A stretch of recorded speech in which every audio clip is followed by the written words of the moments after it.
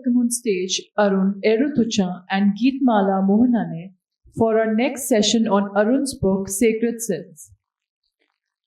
Arun is currently Thrissur chief reporter at Malayala Manorama. His debut book, Sacred Sins, received the Kerala Sahitya Academy Award for the Best Travelogue in 2019. Geetmala Mohannaney is a former principal chief commissioner income tax. She is a voracious reader and a passionate devotee of literature and the fine arts. This session promises to be thought-provoking as it will give us an insight into the life and status of modern Devdasis. Good evening, everyone. Okay? Yeah, thank you. First of all, I would like to thank Rachna and Harmeet, my very, very dear friends, who gave me this opportunity to be here today. I read this book, Sacred Sins. I was deeply influenced. Rather, I would say I was shaken. And I discussed it with them. And that's how I got this privilege to be with Arun, a famous author, journalist, and winner of many awards. So, Arun, you wrote this book in Malayalam, and this book was translated by Meera Gopinath in English. To begin with, I would like you to just give us a brief overview of the book for the audience and what really inspired you in writing this book.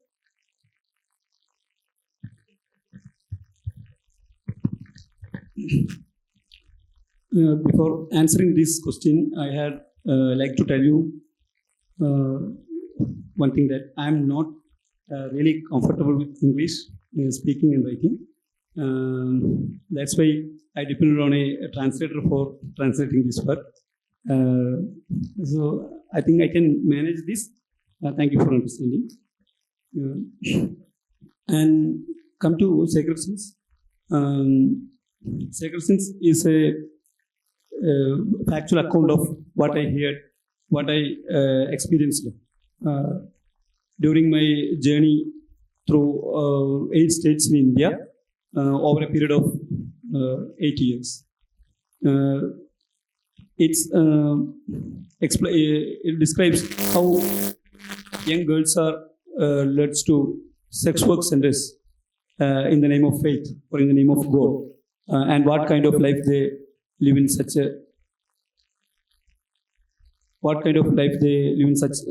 sex work centers. And it discusses the rehabilitation process and the labor rights of sex workers and so on. The book published in 2016 in Malayalam.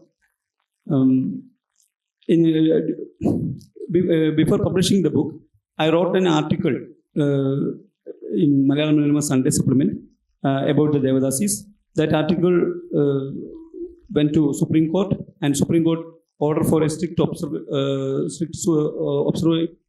surveillance in the temples of Karnataka in 2014. The book published in 2016, and 2019 it received the Kerala Sahitya Academy Award. In English, it's published in 2023. Translation is done by Meera Gopinath. I'm taking this as an opportunity to thank Meera Gopinath and Hachette for publishing this book, and Meera for her brilliant translation. So as we know now that the book took 8 years to write, he had to travel to many places, visited different places for digging out the information, and that's how we get this book today. So Arun, what were the most challenging aspects of your research, and how did you overcome them?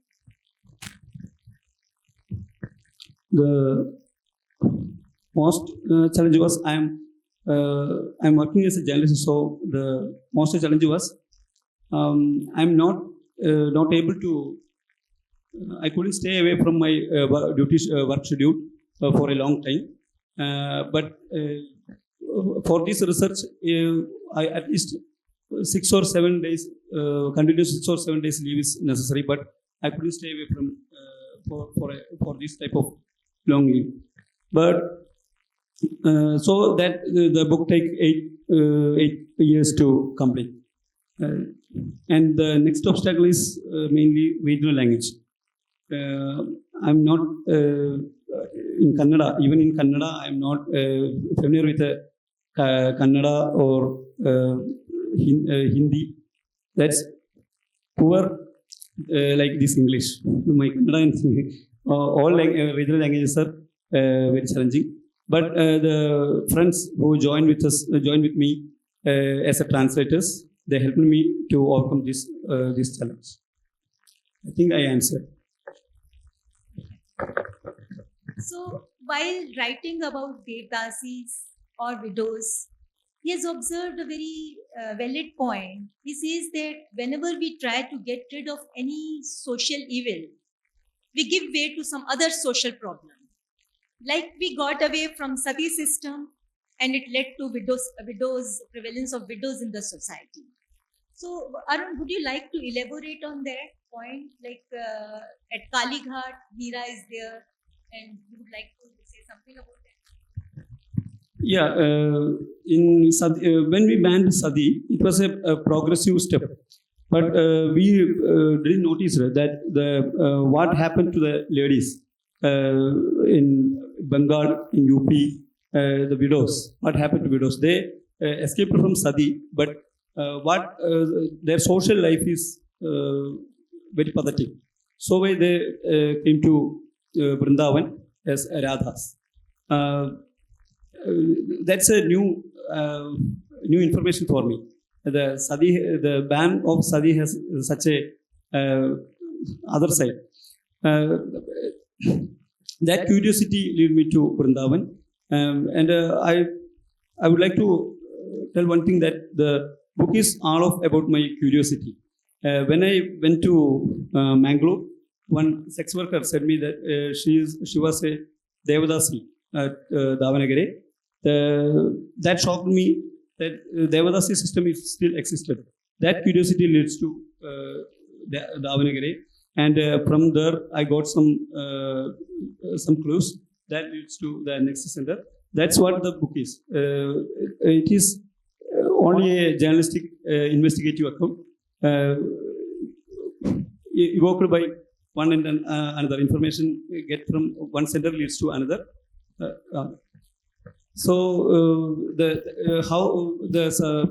When sati banned, the ladies widows from Bengal and UP mostly came to Vrindavan.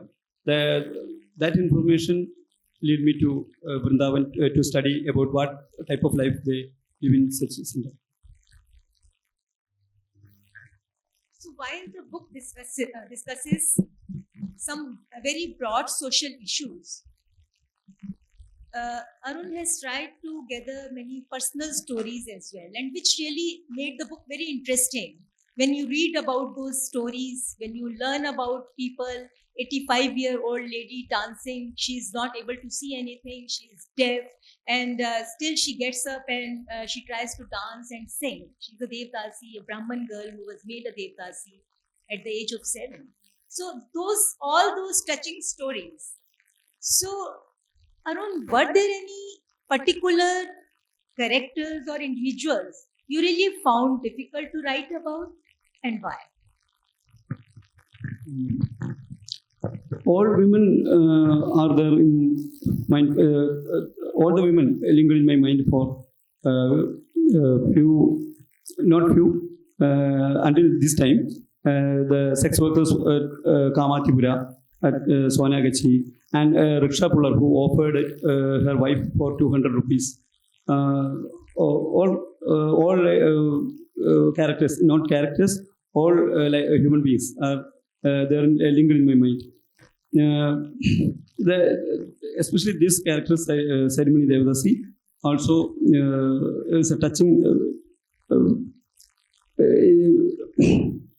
Not only Ceremony, the Koyal Raj in Sonagachi and Deepa in Sonagachi, they all are haunted for years.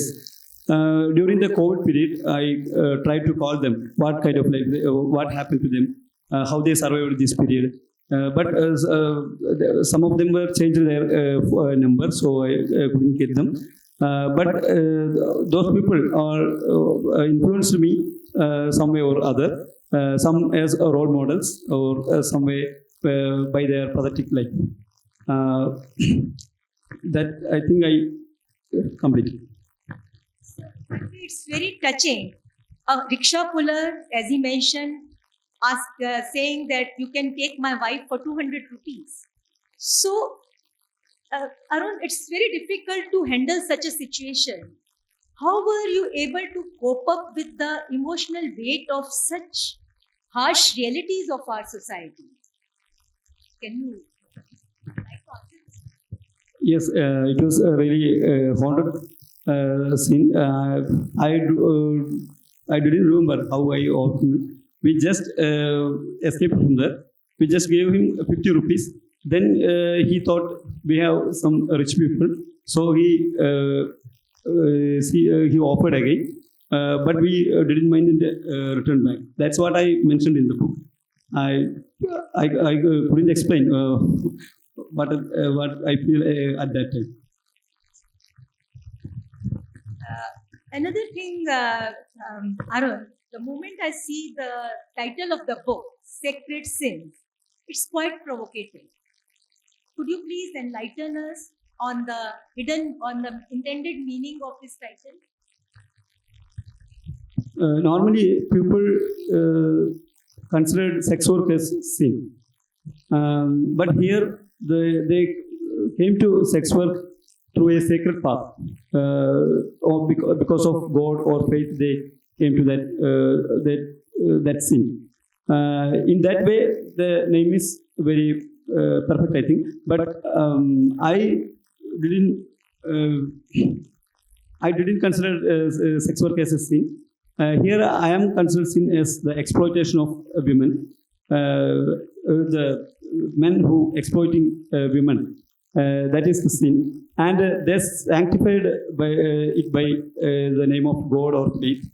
So both way the name is the title is perfect. I think Sacred Sins is perfect. I think.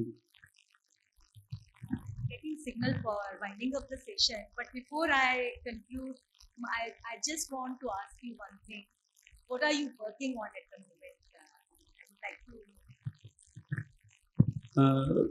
After the Malayalam book, I completed the second Malayalam. That's name is Potkar. What we say, the wounds by religion. It is describes about how religious practices affects human being.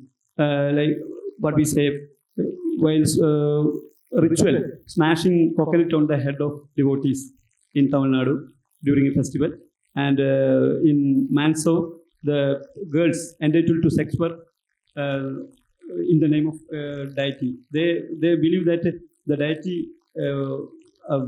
deity asked them to do that sex work as a traditional one. So the hundreds of sex work girls came to sex work in Manso, Madhya Pradesh. Such chapters are in the second book. It was translated to English in the Sikh publisher. And also, I am working on a third book in Malayalam. It is how the police and authorities exploiting women in the name of enforcement of law, how they exploiting women. Thank you so much, Arun. I would love to read your next book. And thanks a lot for being here today with us and sharing your knowledge and experience with us. I wish you all the best for your next books. And thank you, audience. Thank you, Rachna and Harmeet. Thank you for who gave that signal of time. Thank you.